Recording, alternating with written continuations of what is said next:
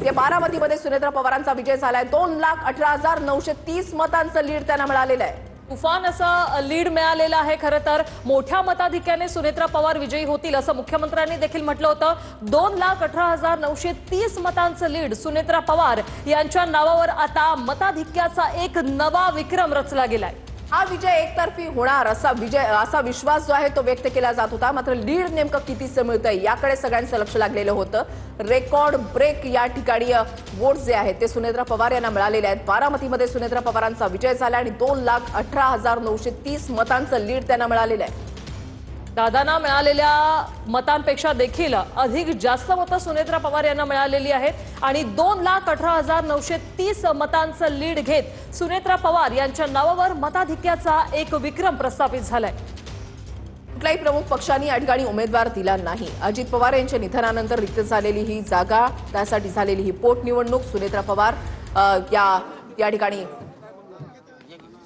आज खरं तर मी सर्वच बारामतीकरांचा मनापासून खूप खूप आभार मानतो। आदरणीय दादांसाठी त्यांनी यावेळेस मनावरती ही निवडणूक घेतली आणि एक इतिहास जो सर्वच बारामतीकरांचे माझे कुटुंब आहेत त्यांनी दादांच्या प्रेमासाठी घडून आणलं, म्हणून त्यांचा पहिल्यांदा सर्वांचा मनापासून मी खरंच आभार मानतो। आवाहन केलेलं आहे कोणती जल्लोष करत नाही, कोणती मिरवणूक देखील वहिनींनी नुसतं नाही, आम्हाला सगळ्यांची भावना अशी आहे की सारखं आम्ही बोलत आलोय की दादांच्या बिना कधीच वाटलं नव्हतं एका निवडणुकीसाठी आम्हाला समोर जायला लागेल, पण तसं नियतीमुळे झालं। आणि 2 दिवसापूर्वी भोर तालुक्यात पण एकदम वाईट घटना घडली आहे त्या चिमुकलीच्या संदर्भात। तर आम्हाला कोणालाही वाटत नाही की हा आनंदाचा दिवस आहे। आज खरं तर मनात घेतलं तर वहिनींनी त्यांच्या विचारापासून तातडीने कसं त्या मुलीच्या कुटुंबाला न्याय मिळेल ते मनात घेतलंय, तेच आमच्या सर्वांची भावना। जल्लोष मी पण सर्वांना विनंती करतो की कोणी जल्लोष नका करू, सर्वांनीच एकत्रित कष्ट घेतलेत। आमचे पोलिंग एजंट्स असू द्या, पक्षातले सगळे कार्यकर्ते असू द्या, सर्वच मतदारांना सर्वांचंच मी मनापासून आभार मानतो।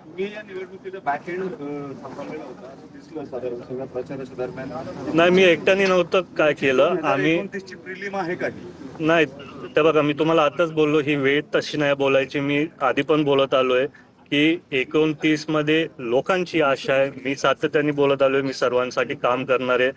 मी आधी बोललो मंगळवारी जनता दरबार घेणार, पण नंतर मी सांगितलं की दर गुरुवारी घेणार, कारण सोमवार मंगळवारी आम्ही तिथं मुंबईत असू। आणि असं काय नाही की 29ची तयारी चालू आहे। मी सारखं बोलत आलोय की दादा एक आधार म्हणून होते सर्व बारामतीकरांसाठी, आणि वहिनी जेव्हा मुंबईत असतील मी पण माझ्या स्वतःनी कष्ट घेऊन सर्वांना तो आधार दिला पाहिजे आणि काम करायला पाहिजे। दादा या निवडणुकीमध्ये बघितलं तर इतर उमेदवार जे होते त्यांचे जे अधूनमधून होते त्यांनी डुप्लिकेट सह्या केल्याच्याही काही गोष्टी समोर आलेल्या आहेत। याबाबत तुम्हाला काही माहिती आहे? नाही, त्याच्याबद्दल मला काय माहिती नाही। दादा ऑलिम्पिक असोसिएशनवर अध्यक्ष होते, तुमच्या ताब्यातून राष्ट्रवादीच्या ताब्यातून ऑलिम्पिक असोसिएशनचं अध्यक्षपद ते आम्हाला काल कळालं। आम्हाला सर्वांची इच्छा होती की ते आमच्या बरोबर म्हणजे पक्षातच असायला पाहिजे होतं। भरपूर क्रीडाच्या संपर्कातल्या लोकांनी मला काल फोन लावले, पण आजचा दिवस थोडा महत्वाचा होता म्हणून त्याच्यात काय आम्ही जास्ती चर्चा नाही करू शकलो। आणि आता बघू त्याच्यात पुढे काय आम्ही जर सीएम साहेबांशी बोलू शकलो आम्ही कदाचित चर्चा करू। दादा या निवडणुकीमध्ये अनेक पक्षांनी तुमची मदत केली, पुढचं या ठिकाणी कशा पद्धतीने वाटचाल असेल, या पक्षांचा कशा पद्धतीने पुढे सहयोग? नाही, मी तुम्हाला सारखं सांगत आलोय सर्वांनी ही निवडणूक दादांसाठी त्यांच्या स्वतःच्या हातात घेतली। दादांना आणि वहिनीला तसंच सर्वांनी तो आधार दिलाय। तर जर त्यांनी भविष्यात काय त्यांची रणनीती ठरवली असेल ते त्यांच्यावर। 2 दिवसापूर्वी सुप्रिया सुळेंचं असं वक्तव्य होतं विलिनीकरणाची चर्चा आहे ती थांबली आहे।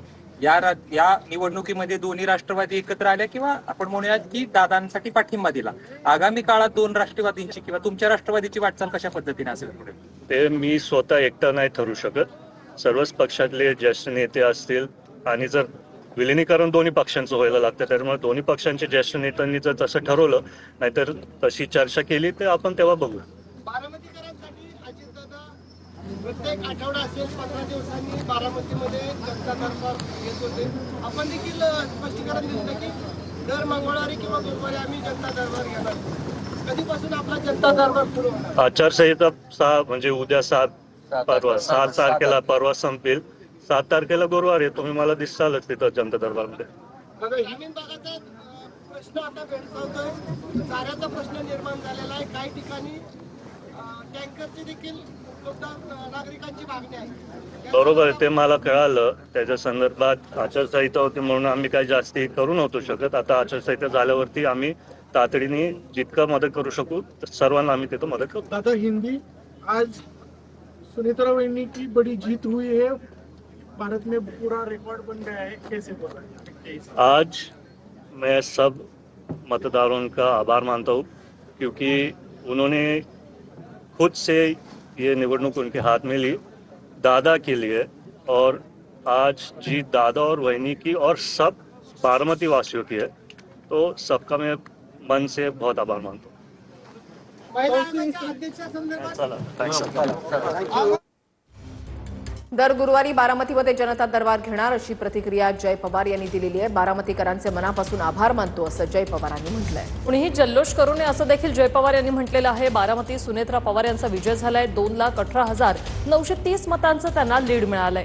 सुनेत्रा पवारांच्या नावावर मताधिक्याचा आता विक्रम नोंदवला गेलेला आहे. सुनेत्रा पवार यांना 2,18,930 मतांचं लीड मिळालंय. मोठा जल्लोष असा एकतर्फी खरं तर विजय सध्या सुनेत्रा पवार यांचा झालेला आहे. बारामतीत 2,18,930 मतांचं लीड घेत सुनेत्रा पवार या बारामतीतून विजयी झालेले आहेत.